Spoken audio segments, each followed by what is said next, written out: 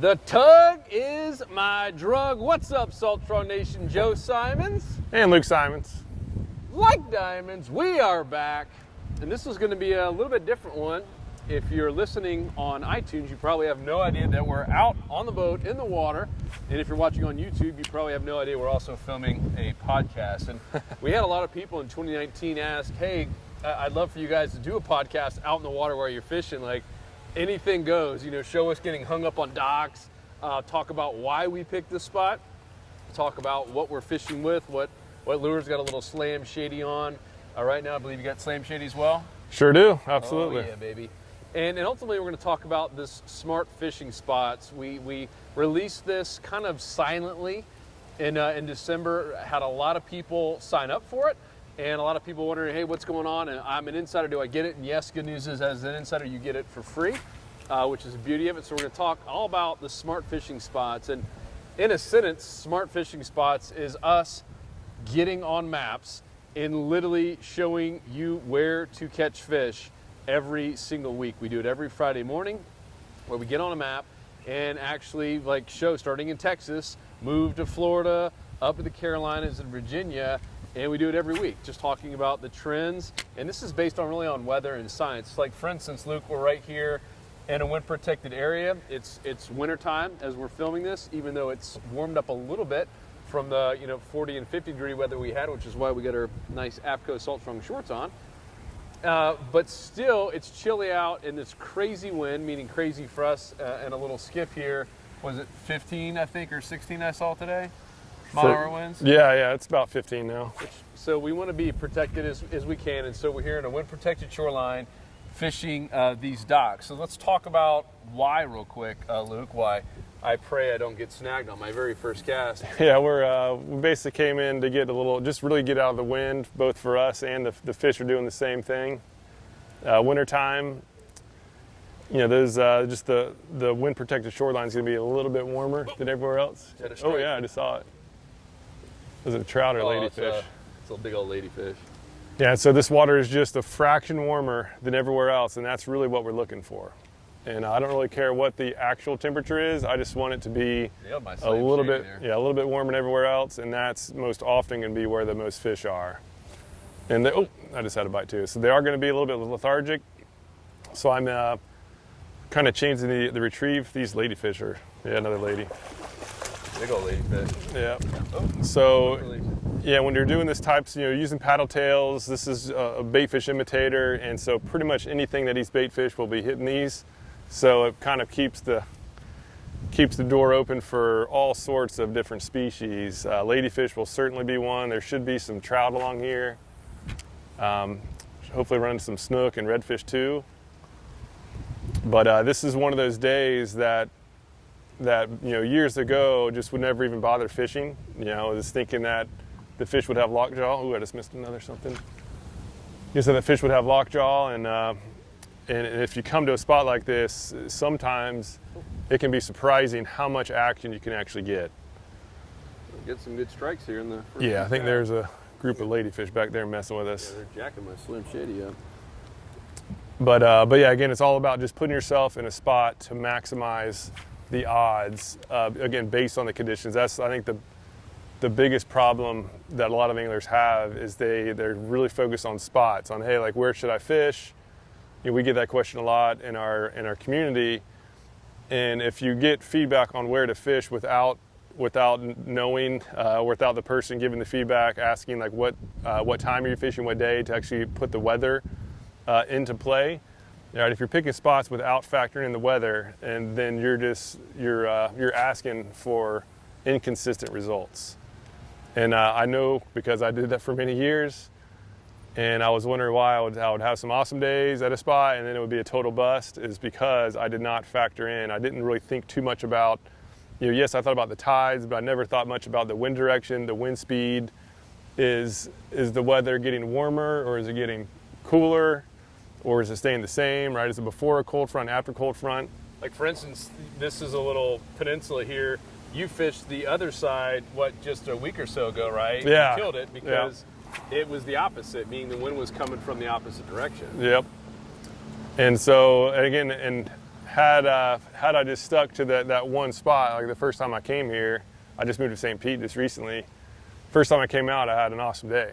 And but today the conditions are total opposite of that time, so I know that I'm not even going to bother going to those spots because the odds are much better in this zone, because again it fits. It's the right type of spot based on the conditions, and that's the key. That was the missing link I had for many years. All right, so let's talk about the smart fishing spots, Luke. So we did a survey, I guess it was November, and the biggest thing by far that we heard from you, both public and our inserts, we have like a 75,000 email list. It's actually like 140,000, but we only email you if you're actually active, like meaning clicking and opening our emails. We take you off quickly, FYI.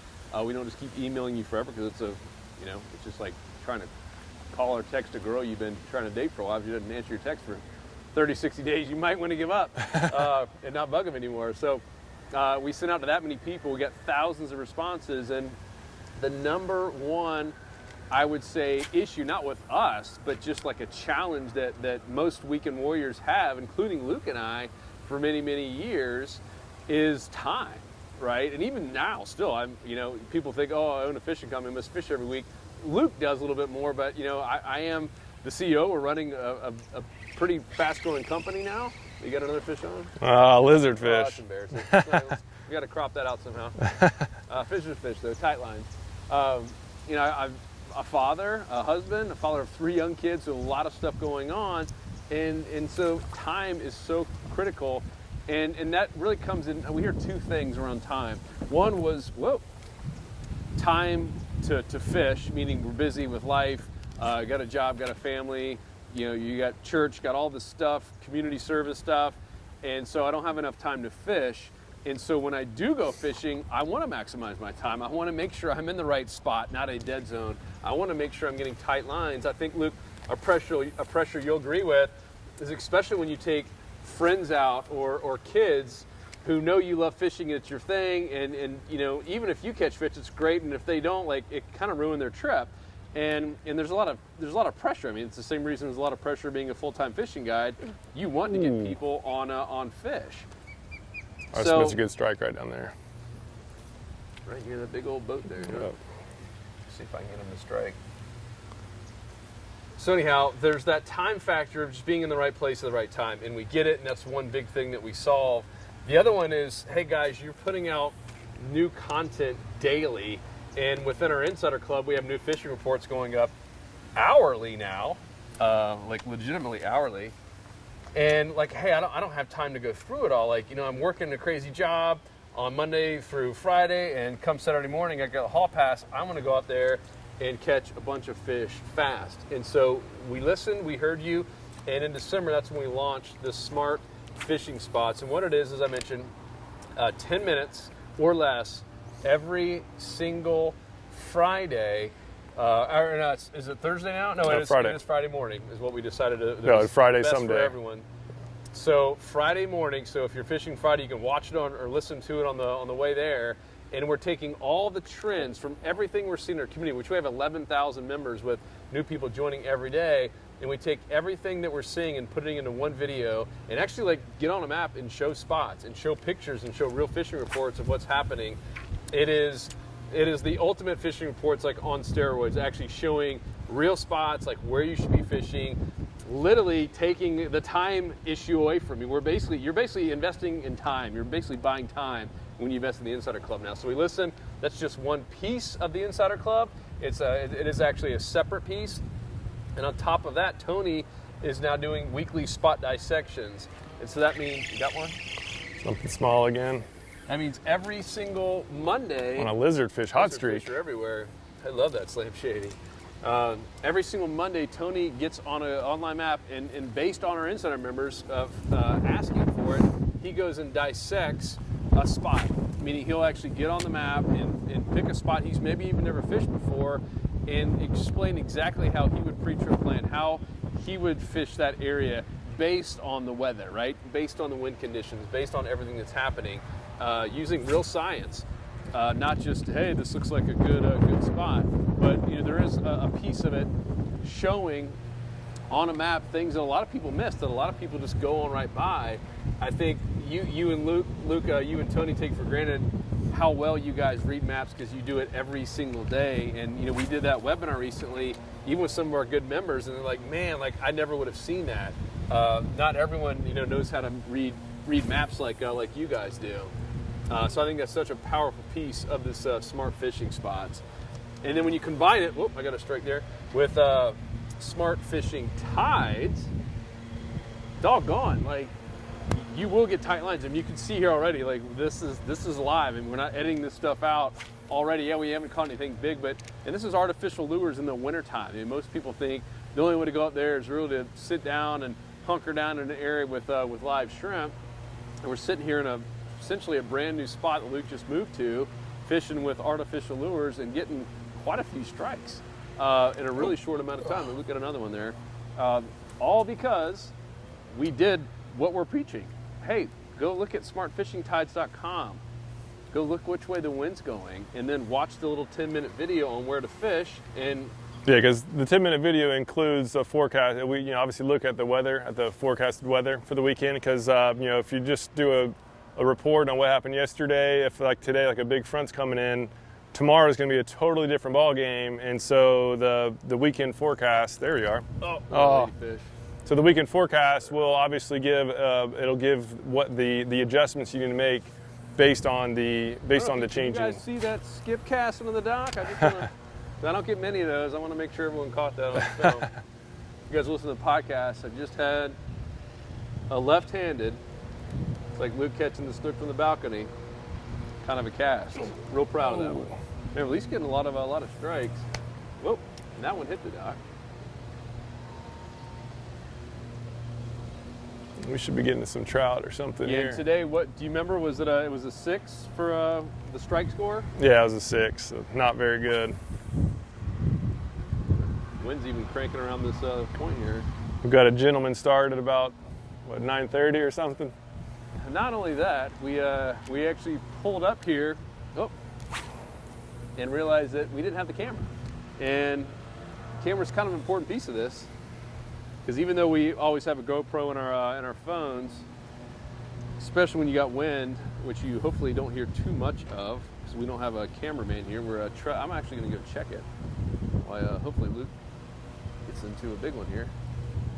Make sure this looks good. Oh, it still looks marvelous. You got one? Something messing with me. It's probably junk fish. Yeah, we got to get away from the junk fish. As fun as it is to get tight lines, I want to catch a nice red or trout. But anyhow, the strike score was a 6, which is not ideal.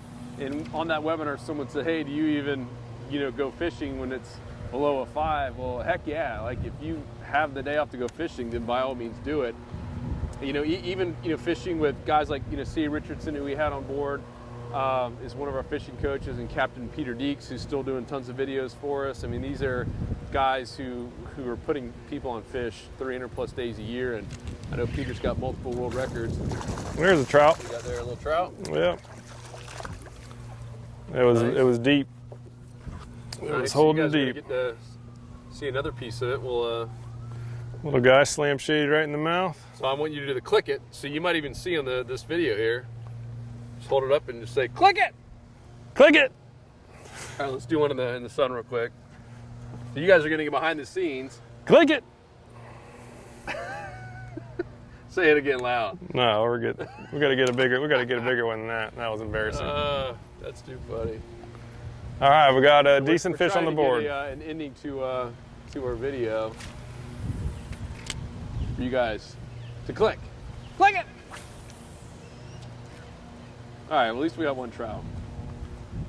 Yeah, it was holding deep, so I think this trout are holding off in the deeper water. They're still chilly. The sun just popped out. It was all overcast and nasty all morning. So anyhow, where I was going with that is all these pros, because we ask them, we get a fishing one, we ask them a lot of questions like, hey, like, are there days where, you just don't fish at all? And they're like, well, heck no. Like, one, especially if you have a paying person. But he's like, all these guys, see, Peter, they all said the same thing. Like, there is never a temperature or any kind of scenario where fish just won't eat, just like humans. No matter how stressful life might be on our bodies or whatever, like, we're not going to go forever without eating. There's always some fish that's willing to eat. Yes, there's certainly days where it's a grind. I'm certain you've had those. I know we have. They're not always easy. We're hoping today is going to be an easier one. But still, there's always some opportunity somewhere to catch fish.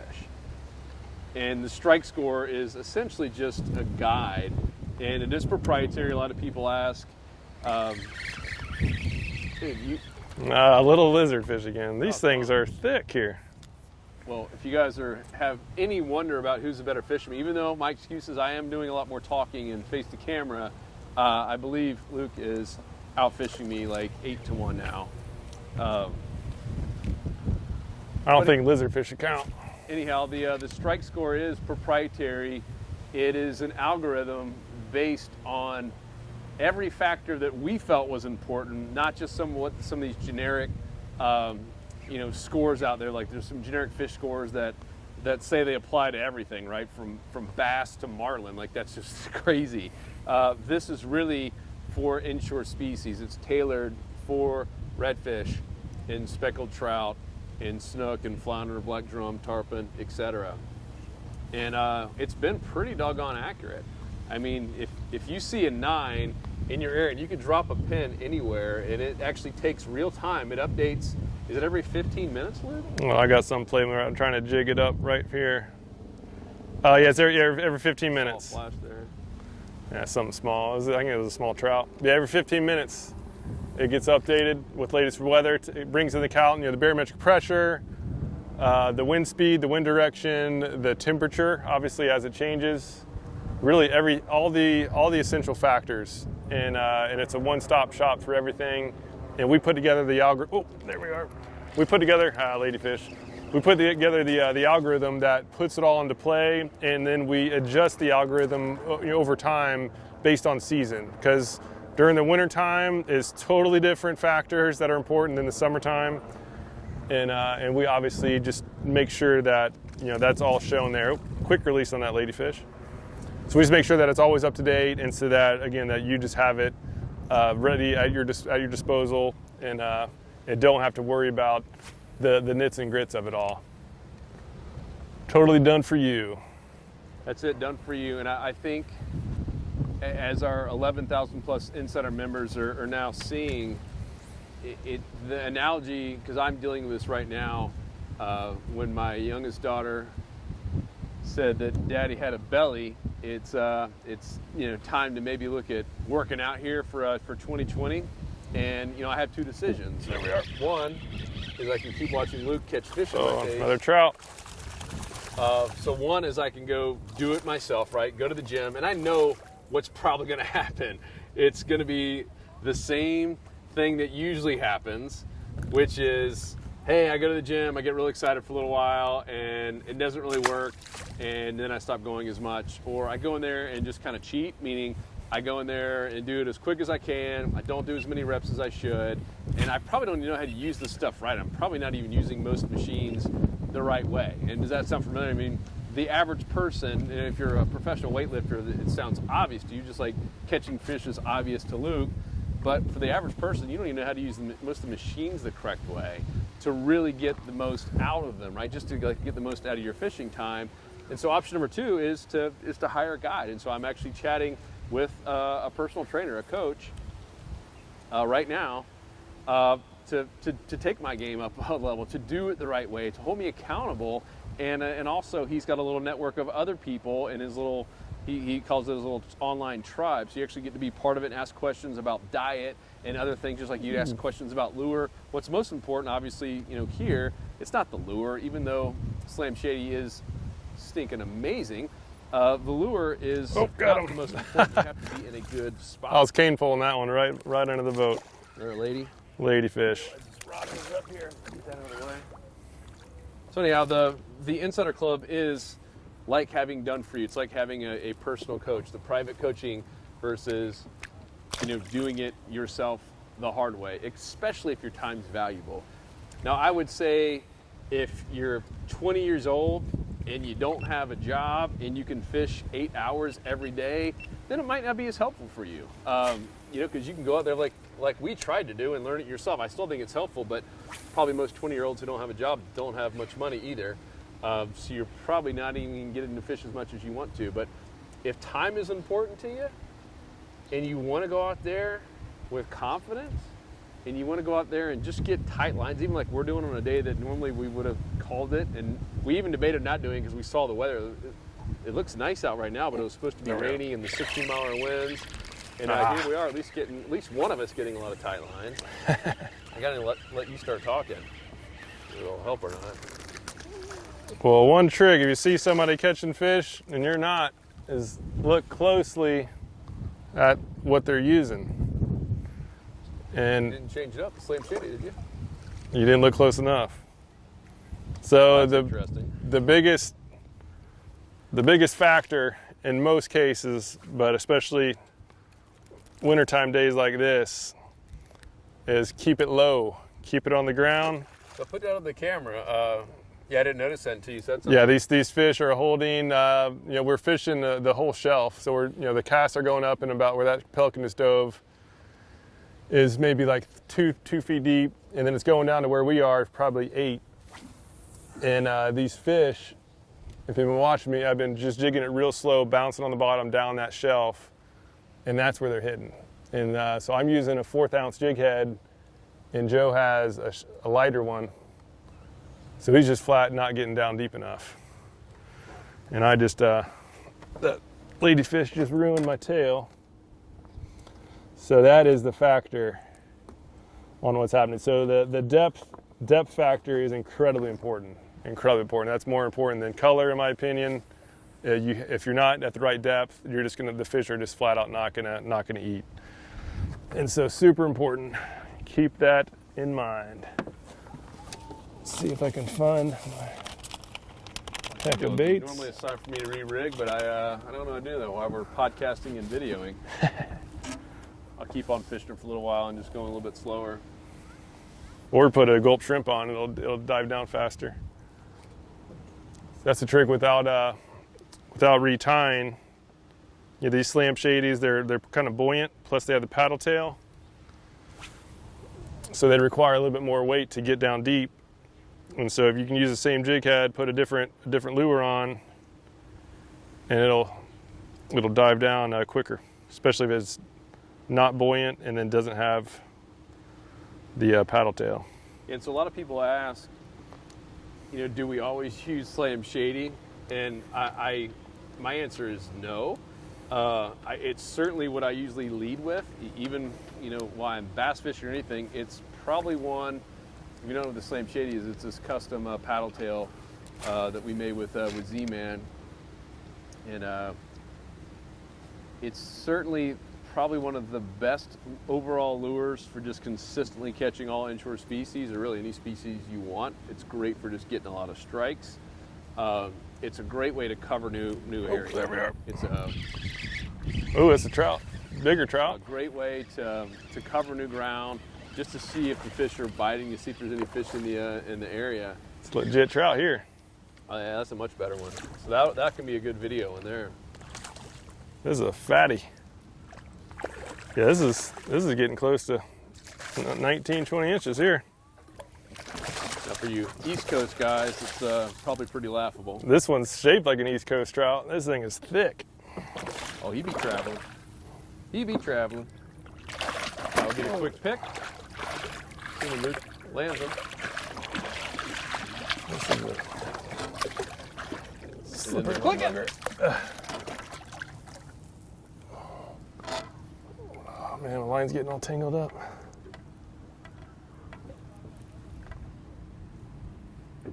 Get us away from the sill, bro. Dang braid getting all tangled up on my paddle tail. That's the beauty of going live like this, is you guys get to see everything. Maybe not as good for Luke, but that's a solid trout. Oh boy! Oh no! All right, well, we're not gonna do the click. I just want to release this guy. That's a solid trout. Quick pick. Got it. Yep. Let's get him. All right.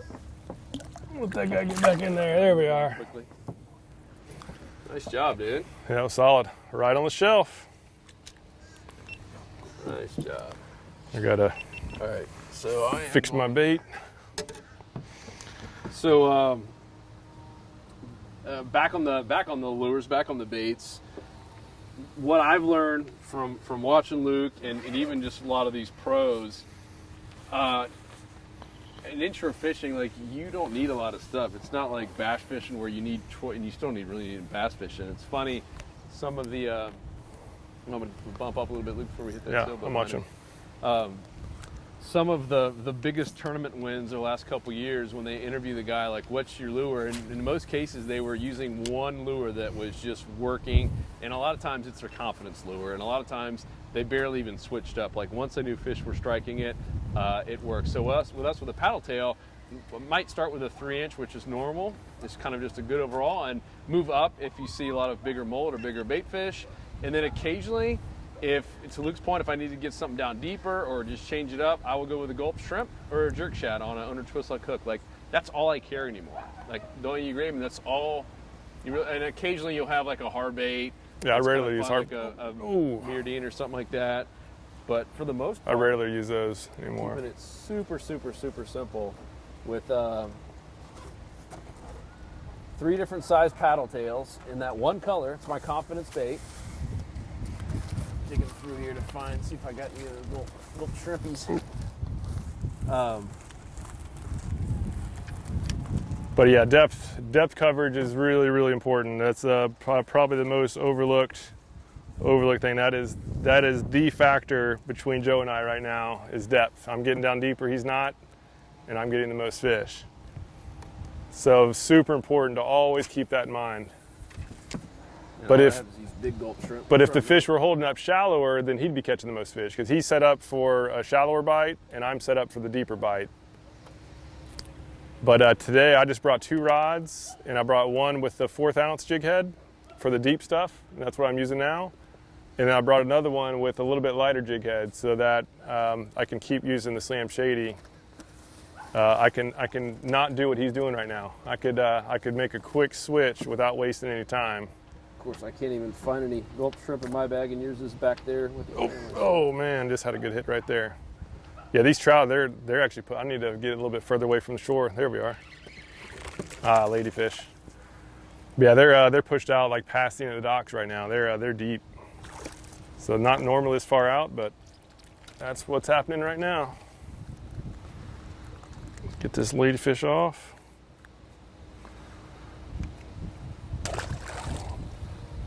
All right, there's definitely some more trout out here. Let's see if we can't find a couple redfish. All right, so I am now going with the, what is it, the swimming mullet? Cool. Yeah, I mean, that sinks a whole lot faster. It still has a lot of water drag. You're just not getting to get as deep as a shrimp would. But it'll probably work.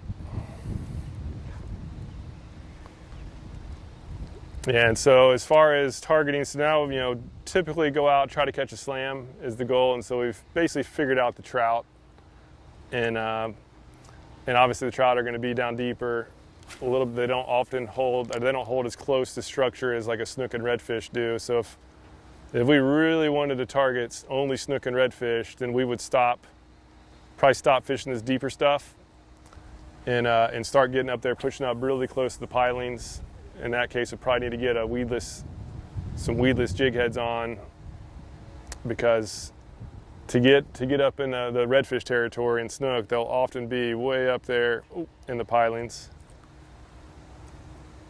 What about leader? I've seen quite a few comments coming in about leader size when you are fishing these docks. I just use normal. I've just been using 30-pound leader in snook territory. So I use 30-pound mono. I think right now I've been switching between mono and fluoro, and to be honest, I really can't tell a difference. Right now I actually have some fluoro, but it's one of the big spools. So this is what is it called? It's the Berkeley Vanish, but it's not like the leader spool. It's just a normal spool, which is way more affordable on the cost per yard metric. And but I've been using a lot of Andy mono, just like normal Andy mono, nothing fancy. And I mean, I really can't tell a difference as far as fish catching or like lure performance. Because I mean, the leader line I'm using, it's only 2.5 feet of line. So yes, you know, fluoro is a little bit more dense and has a little bit faster sink rate than traditional mono, but it's basically the same. If you're just using a 2-foot stretch of line, and there's really, it's not noticeable.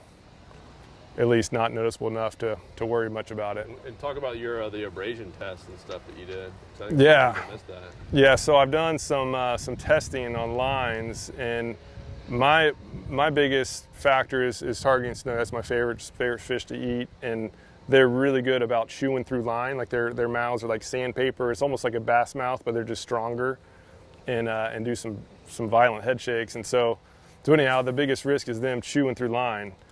And so I wanted to find what the best line is for abrasion. And so I built a little test. There you are. I had something. I built a little assembly that can basically rubs the line up against sandpaper with weight. So it's the exact same weight, so the exact same tension on the sandpaper, and then I just move the sandpaper and oscillate it until the weakest one breaks. And I've always thought that fluorocarbon is more abrasion resistant than mono. Like to me, it was a 100% fact, right? 'Cause that's what all the marketing says. There's a lot of marketing behind that fluorocarbon line, and so I was just it wasn't a matter of which one's stronger. It was just how much stronger is the fluorocarbon going to be. And the very first test, the mono totally crushed it. The mono actually won, and by a good amount. And so I thought that I just had maybe like a bad strand of fluoro. And sure enough, it was test after test after test. So like traditional mono has outperformed the expensive fluorocarbon for abrasion, which is very, very surprising. Well, what's interesting in terms of just the marketing piece of it, like no one ever saw any proof otherwise. Like I haven't seen any study. It was just kind of, right? I mean, it was just like the industry just said, oh yeah, it's better. And I've read some of the comments on your video, and even when you recommend using mono over fluoro, people think you're nuts. And when you ask them why, like, oh man, it's better. It's like everybody knows that. Yeah, it's more, everyone knows that. And every time I'm like, well, hey, let's find a study on it besides ours, and like no one has anything, which is really kind of baffling, really. Yeah. Yeah, that was a crazy one. Another way that we help you save money. And then really the final piece of the Insider Club is talking about money is saving money through discounts. One thing we heard from a lot of people in terms of what they really love about the club is now that we have over 11,000 members, we're able to go negotiate some pretty awesome discounts for you guys. So essentially, get you guys sponsorships, and we now have pretty much every big brand that you know of, and so that part's cool. Meaning, even if you don't fish enough, you could still save hundreds of dollars a year just from the discounts alone. Everything from rods, reels, Power Pro, your line, your lures, cast nets, I mean, pliers, anything you could possibly imagine. We're getting some weeds here on these casts. Best of all, is we actually go out and test stuff, and I, just from all the different testing, the testing on reels specifically, is I used to always get pretty expensive reels, like Shimano CI4s was always my favorite.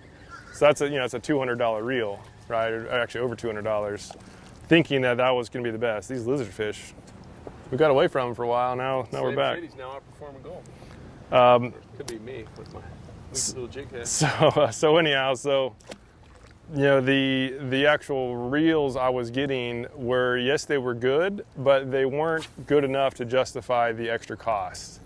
And so, we will give you truly unbiased feedback on actual on the water performance without any influence from the corporations. Because we ain't sponsored.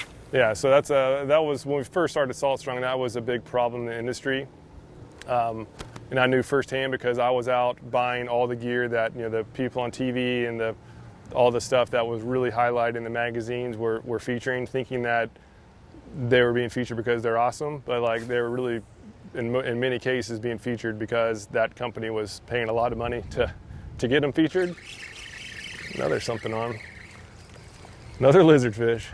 But turns out right after, like this reel right here is $60, and it's a little known reel, and it gets the job done. Yeah, what do you have? You have the Daiwa. Yeah, so. Daiwa. But my other one is we got a pin down there, and a Shimano, the Stratic, the CI4, which is crazy expensive. Great reels, but they don't really help you catch more fish. Yeah. And by the way, we have rejected numerous sponsorship deals, including a 5-figure one, just because we want to remain unbiased, hopefully forever. Now, if a deal comes along and it starts getting 7-8 figures, we might have to, and it's something we believe in, yeah, but obviously. It's with the caveat that we will be 100% transparent, and we will never. Because the reality is that there is no such thing as a lure or a rod or a reel or a line that is the best across the board for every situation. Yep. So we will give you the true situational best, regardless of what the details are. Because that's, I've been out filming with some people and they literally cannot say a single bad thing. Oh, there's a better fish. Oh, that's a snook. Oh, that's a solid snook. Yeah, they can't say a single bad thing about an object because that's what they're sponsored by or whatever, and I just think that's a problem, and definitely do not want to be in that situation. This is a solid fish. Yeah. Ooh. Here, I'll actually move the camera here so you guys can see it. This is why it's important to use 30-pound test. This isn't I thought it was going to be bigger than this, but this might be a slot fish. But yeah, a snook this size can easily chew through 20-pound leader. I can't see about especially when you got them around the docks. Fortunately, you got them just off of it. Yeah, this one was hanging up on the shelf. Slam shade, he strikes again. All right, I got him hooked good. He's on the side. He shouldn't come on button. We'll let him tire himself out. Yeah, this is why you come out even on days when it's not supposed to be very good. If you put yourself in the right spot based on the conditions, you can have a lot of fun, even on the bad weather days. There we are. Ooh. Lure's out. Well, that was quick. Solid fish. So these are I love these. These are some awesome fish here. Awesome predators. For anybody who started out with bass fishing, this is the ultimate. This is basically like a bass on steroids. These things obviously get a whole lot bigger than this. Fight good. I'll get a quick, very aggressive. We'll do an insider report, and if you're an insider, you're going to get to see exactly where we are today. Let's make it quick. I want to get this puppy back in there. Very good. 1, 2, 3. Perfect. All right, let's let this guy go. Oh man, he's got a good grip on the thumb. Oh, there he is. Sweet, man. All right, that was fun. Yeah, I thought that was a giant trout at first. I was like, oh man, we got a big trout on. So very important too is always pay attention to the leader line. That thing is I'll get a video of it. This leader is all frayed up, so now time to retie. Not worth missing a fish of a lifetime. Which means that by being too lazy to tie. Me with my lazy lure can maybe try to catch one.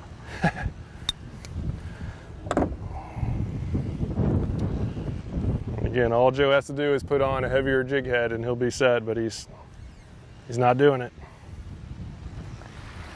Sit there and be retying the whole time. I'll do it after we have this podcast/video to prove that anybody can catch a fish. All right, now we just need a redfish. Yep. So using a non-slip loop knot, smart to have these. Using a paddle tail, really most lures, good to get, it's smart to have them get the most freedom of motion possible. And so these loop knots get the job done. Whoa. All right. Worst thing about wave runners is they always go in packs. All right, watch out, let me get to that trolling motor. All right, so we're gonna sneak off. So right now we have wind, because this is a little strategy on catching multiple fish from one spot. In many cases, during the wintertime, find one fish, there's gonna be more with it. And because again, they're looking for the warm zones, and when they find that warm zone, generally there'll be multiple of them hanging there. So right now we have the wind coming, we're fishing the wind protected shoreline, so that wind just blew us out. We were quiet, we didn't make a bunch of racket with that snook. And so now I'm gonna go just kind of ease our way back up to that same zone. It's actually on the other oh, I just had a bump. It's on the other side of this dock. And hopefully we can pick out another one. Back in the day, I used to just like bass fishing days, I would just kind of burn down shorelines.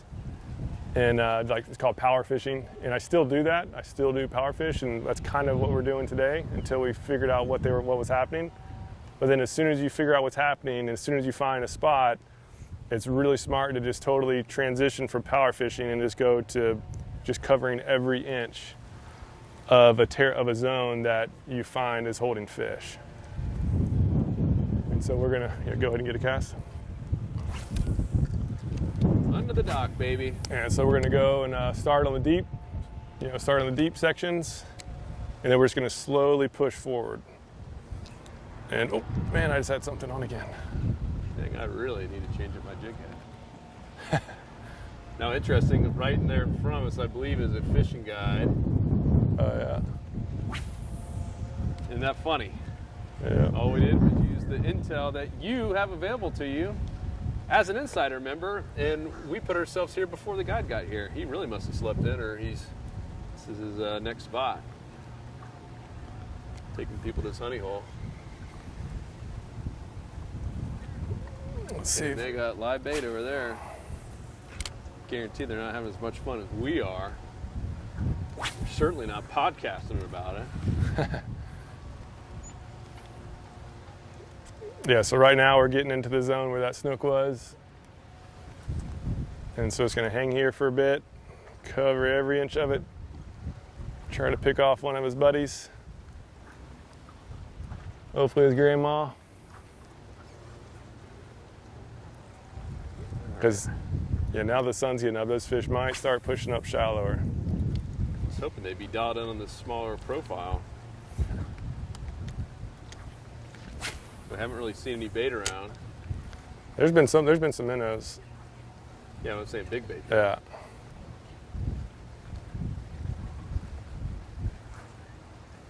Yeah, we had Mark Zona on the podcast. You guys know that is huge name in the bass world, and talking about how much fun these live ones are. Luke is a lizardfish king. Lizardfish are on fire right now. Talking about how much fun these, essentially live. I mean, we're not editing this. We were hoping and praying we're gonna get some tight lines quick, and we did.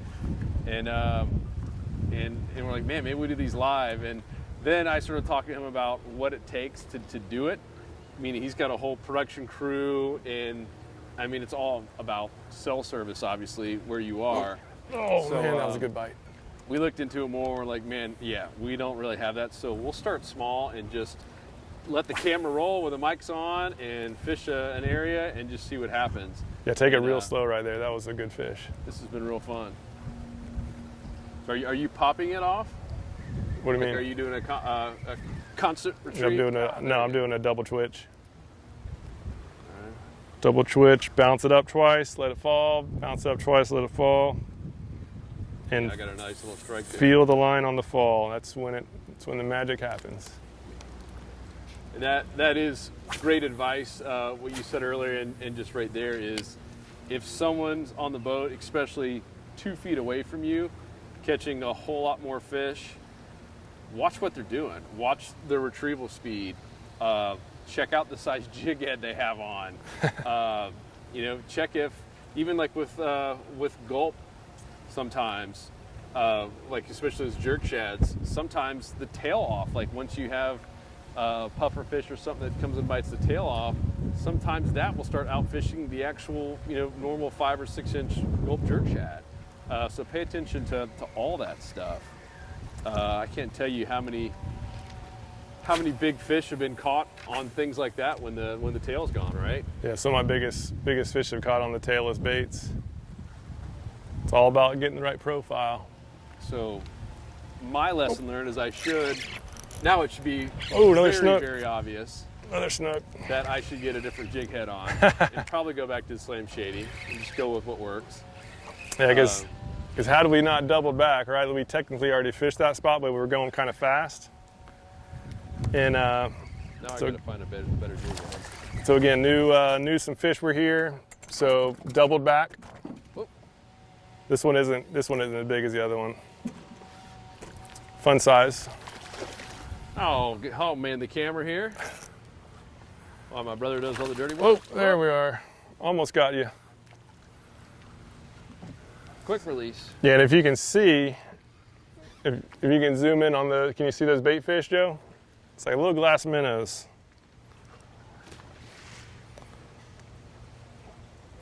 So it looks like little small water droplets right there. And I literally casted right in them.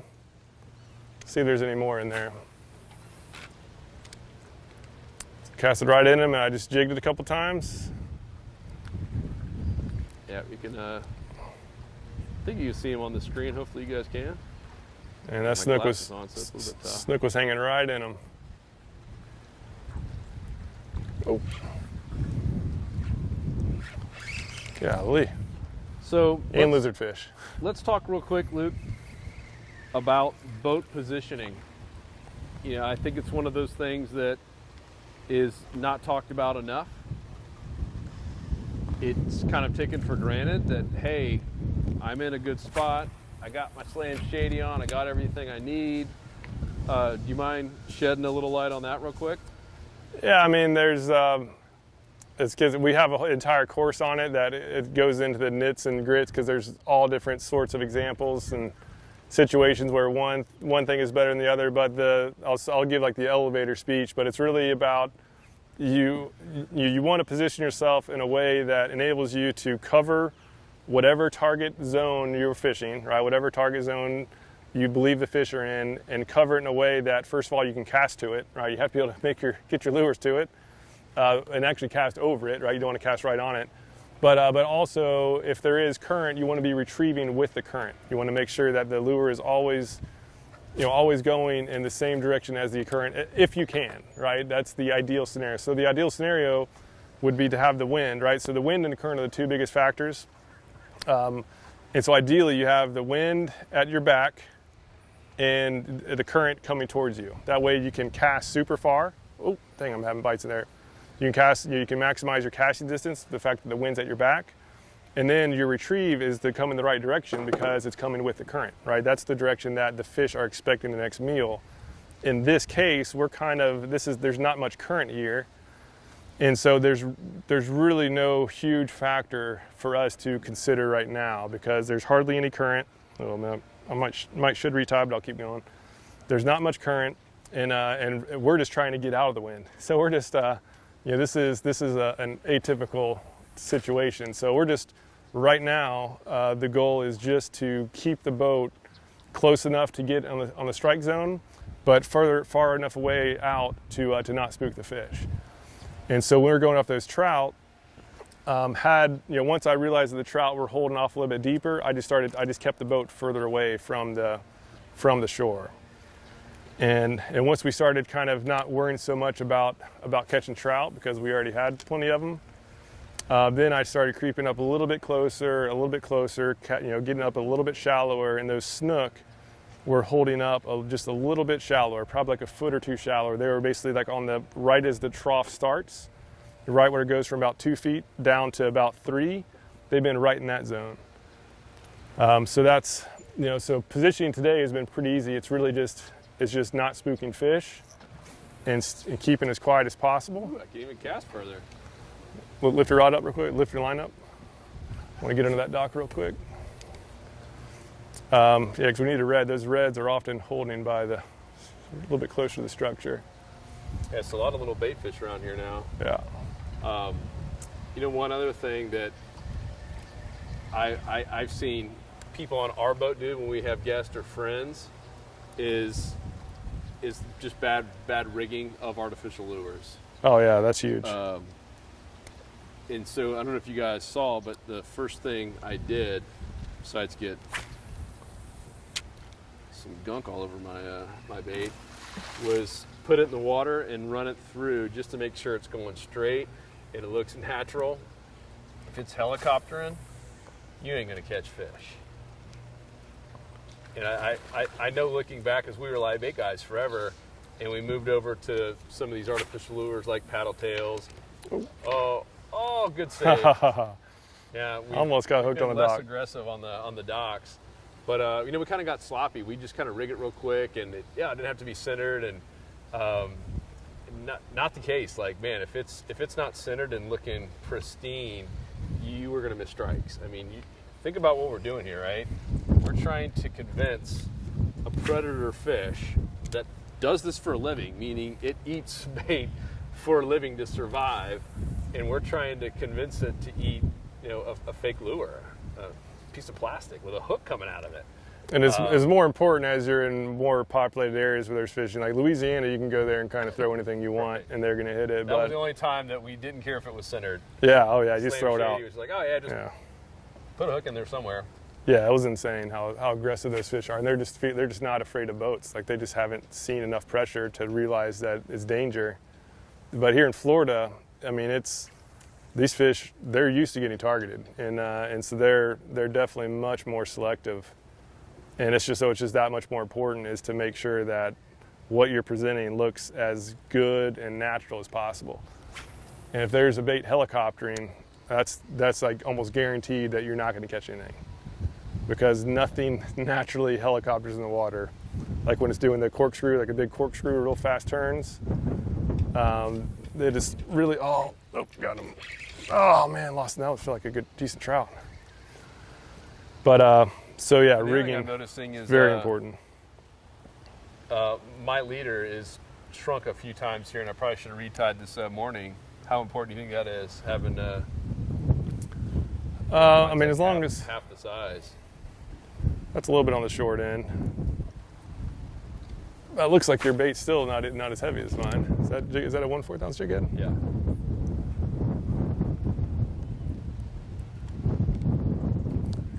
But yeah, a lot of it is just the rigging is for soft plastics, especially. I mean, it is everything. If it's not rigged properly, it's going to be terrible. But if it is rigged properly, it is going to be the best lure. I mean, it is really hard to beat a soft plastic on a jig head or on a weighted hook. That's when I was doing tournaments. That's all I used, and I've caught all my best fish with it. And again, in tournaments, we were out fishing even some guides who were using live bait, and it is, if done properly, it is incredibly effective. It just takes a lot of casts. So those tournament days when we're using artificial all day long, it's a lot of casts, and that's where it's important to have the lighter gear. And that's when that's what I do a lot of reviews on, is those type of equipment that you can sit there and just fish with all day long without getting tired. Because just like an ounce, even a half ounce, is noticeable after a couple hours of casting. There's still some trout holding off in the deep stuff. Or my GoPro just shut down. Yeah, it's crazy what a difference that makes. I remember that one tournament we did when we fished with our dad. Yep. And, he was using his old school, I don't even know who makes it, but it was super heavy. Meaning, 12 ounces heavy or something like that for a little spinning reel. And we were using the light stuff, either Daiwa or Shimano, I don't even remember the time. That was Shimano then. But we were talking 7 ounces versus 11 or 12. Yeah. Holy smokes, it makes it like he could hardly cast the next day, because we power fished I mean, gosh, was that 9-10 hours? I hadn't fished that hard in a long, long time. Yeah. And yeah, he's also a little bit older, but man, like he was legitimately hurting, like arthritis, like dying. Just that back and forth with just a few more ounces. You don't think it's gonna matter, but man, it does. And even then too, lure selection is big. Like doing like kind of heavy jigging like we're doing now is not very smart to do all day long. So on days like that, I generally like to use lures that don't require a lot of movement. Like I'll just swim and paddle tail, for example, or I did a lot of jerk shads, and I still do, but a lot of jerk shads with the weighted hook, but they're streamlined, the split tail jerk shads, so that you just barely move your rod and it like jerks it out pretty well. So you basically get a lot of motion without much effort. And so just really important is to consider that if you are going to be, now I rarely fish more than like a couple hours. But if I am going to be fishing like 3-4 hours or more, then I really factor that in. Because the biggest fish of the day seems to always hit when you're least expecting and least ready for it. So now I specifically use just light stuff just to make it easy. All right, where's the redfish, Joe? Yeah, we see one red. You're in charge of the red. I got my red jig head.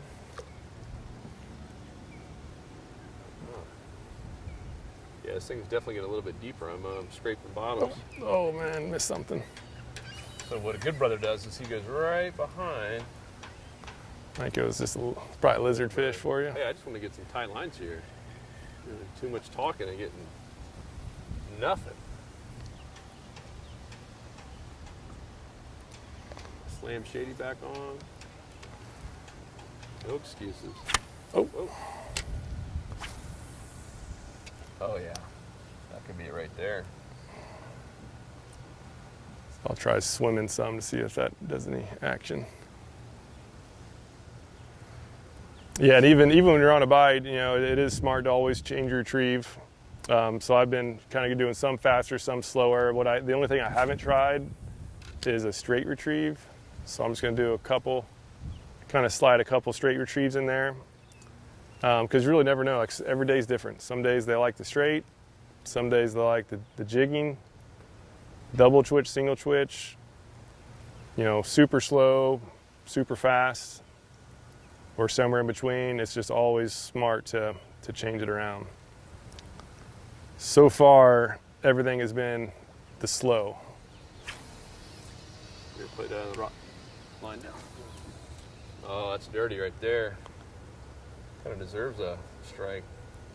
Yeah, and a lot of times fishing docks, it's just a lot of fun fishing docks because you can just catch basically everything. Like everything inshore will be hanging around docks. You can even get grouper doing this. Obviously snook, trout, as we've seen, ladyfish. A little snapper. Yeah, mackerel coming here, snapper. Cudas. Put a little crab lure on, you can probably get some sheep's head and stuff. So it just holds everything. And it's one of those things that you can fish anywhere. And the key though is just to find the depth that they're holding. So we figured out the trout and the snook so far, not the reds. Nope, there we go. God dang. So I went right where Joe missed his fish, and I'm going to try to swipe it from him. On camera, I don't feel bad about it at all. Tried to take my slam shady off. Hungry little guy. Whatever it was, didn't want mine. So you must have had a different retrieve that it was into. It didn't even touch mine. Already knew the cameras were on. So I don't want no part of that. I didn't sign no waiver. Another thing too that people, like, I don't know if for those who are watching, you just saw that I just crossed Joe's line, and that's totally okay. That if you do cross lines, just make sure that it's like a serious cross. It's not like just barely over where you're almost retrieving the same thing. So I saw that that he was in this one axis toward the dock over here ahead of us, and neither of us had covered this other dock. I'm actually going to do it again. And so I just snuck just a cast under him. But I was like 20 feet away. I was a totally different angle, so that regardless of which ones of us, gets our lure up first, is that we can just easily lift it up over the other one's line. So it's really tough to get tangled when you do a hard cross like that. On a side note, crossing lines in public restrooms is not acceptable. Yes. Or any restroom at all, for that matter. See if I can do a left-handed little skip. Oh, pitiful skip. But you never know.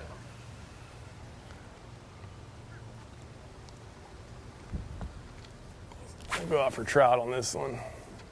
So I'm going to go for redfish under this big old, beautiful Regal.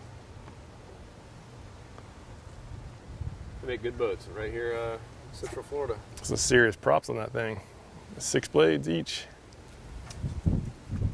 All right, that was it right there, guys. Like, the fish under there. It is going to see the slam shady. All right, so back to positioning. All right, so we're kind of going fast, and or at least moderately fast. The wind's kind of pushing us along. And so I'm seeing in between these two docks here, there's a bunch of those little bait fish. So I basically stopped our drift. I stopped our wind drift so that we can sit here and cover this zone. Because the last few docks didn't have many bait. The last dock that had bait, we caught 2 snook at. And the last couple didn't have much. Oh, there we are. Oh, I had strike 2. Oh, God. Yep, snook. Another snook. So exactly where it was supposed to be, right? Look at this. Always smart to keep an eye on those bait fish. Oh, hello, hello. Luke likes to keep his drag real light, just so everyone can hear it. I just have a little 2,000 size reel and 10-pound lines. Is that a 2,000? Yeah. That's all you need. So what were you doing there? Were you doing pop still? I was actually, I was reeling it. I cast it up shallow and I reeled it up about 5 feet till I got the drop off, and I just dropped it right on the drop off. And then the first twitch, game on. Yeah, I had a strike the same time you did, and mine just turned out to be a different story. Depression sets in. Next thing you know it. Thinking about jumping overboard. Yeah, so I can feel this one. This one's hooked deep, so I can feel my line rubbing. So what I'm going to do is I got to lighten up the drag because it's sitting there rubbing down, and the more pressure it has, the God dang! The more likely it's going to break off. I have to be careful with this one. And I am just having some horrible luck here. For the record, this is typical of my fishing. All right, watch out, Joe. So don't feel like you're getting to witness something real embarrassing for me. Luke's been out fishing these since 1989. The year I got serious about weightlifting. All right. Bench press, Luke. All right. Oh, nice one, dude. Solid fish, not a giant, but a lot of fun. These snook are a blast. All right, that came right out. And he's off. Yeah, my leader is all messed up right now. Better retie that puppy. It's back in the zone. AutoZone. So yeah, that's just This episode sponsored by AutoZone. So that's just an example of just why it's important to keep your eyes open looking for bait. I just saw it, just talking about it actually, and I had a feeling there'd be some fish there, and sure enough, it was right where it's supposed to be. A lot of times when you find a trend like this, it's gonna be the trend for the day, and it'll basically be the trend until the weather changes, which in this case will be tomorrow. So what's happening tomorrow? So a big front's coming in. It's going to turn. The wind's going to turn from the south where it is now to the northeast, or from the northeast, and it's going to be like 25 miles an hour. It's going to be really ripping. I'm glad we decided to do this today then. Yeah.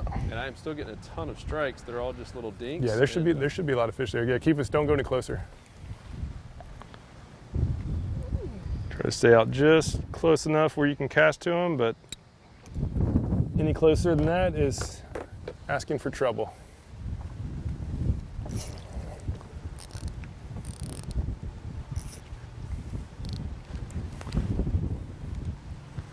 What side do you want? That doesn't matter.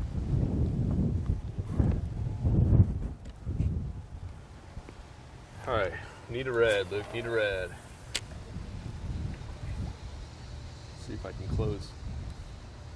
Get the closer here. Ooh.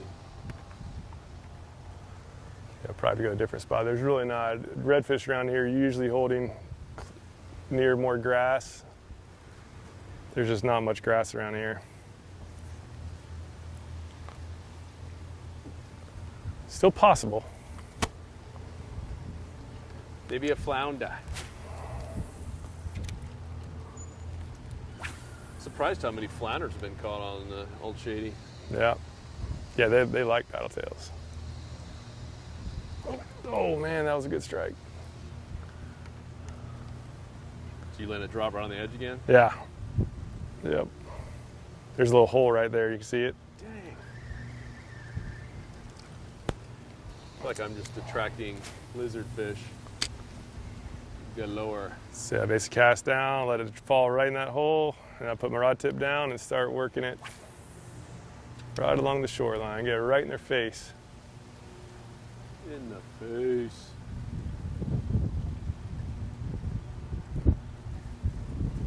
All right.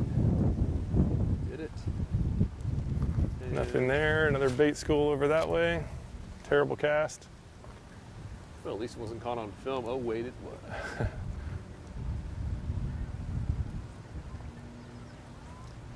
Oh, well, no wonder. It's tough to get a strike when you got Duke all over your.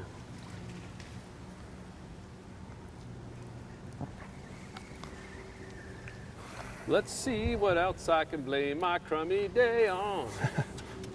Oh man, that deserves a strike.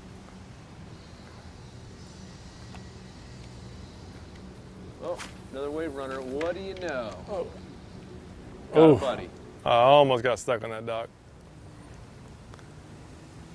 I got nothing against wave runners, all right? I have an issue with some of the people driving them. Lizard fish or something. No Yeah. idea how to operate a wave runner. Have no idea what the rules are. And they certainly don't understand etiquette. Like the ones you see back in the mangroves. You're Yeah. like, what are you thinking? And they come by, I think it's kind of funny to do a little tail splash. Not cool. That's you when you're watching. You made it this far. You ain't that guy or girl.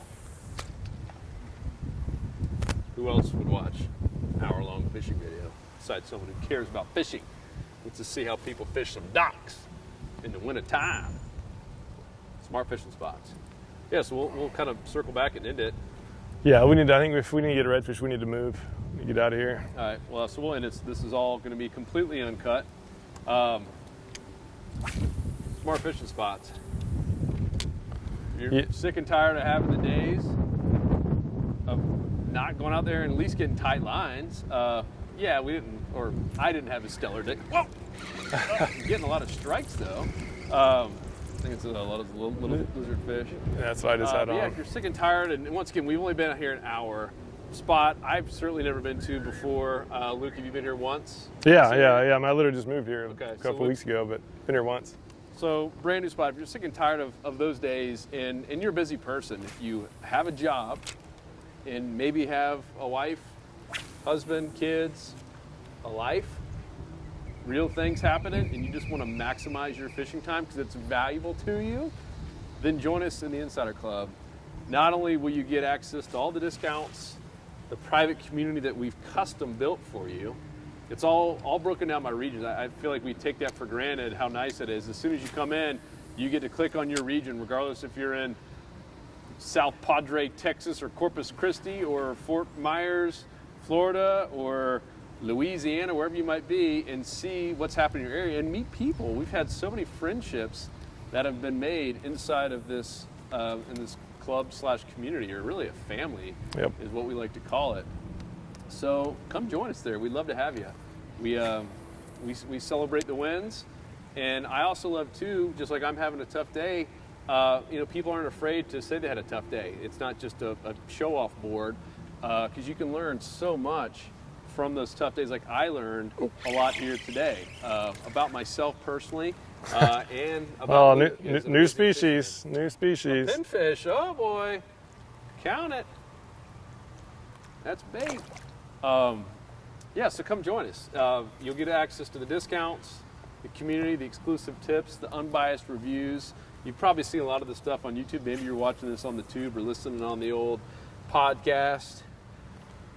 And that's great. That's where we put, some stuff, but we save the best for our Insider members and the truly like hardcore, here's what's working right now on the water stuff like this. Like, this isn't new. If you're an Insider member, we're doing this literally every week.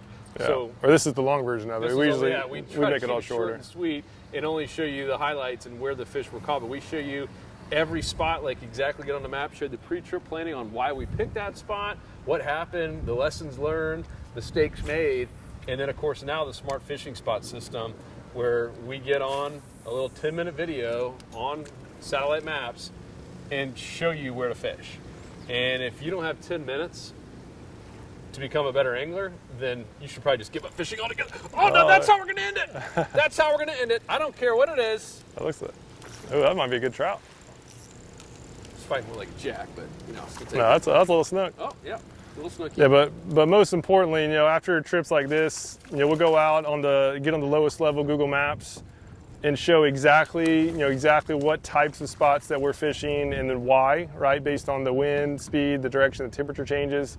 And that way you know exactly the why behind what's happening. It's not like a TV show that it kind of just shows some fish catching without the details. We literally show precisely where we are so that you can go out and find areas just like that near you and just replicate what's happening. It's all real time.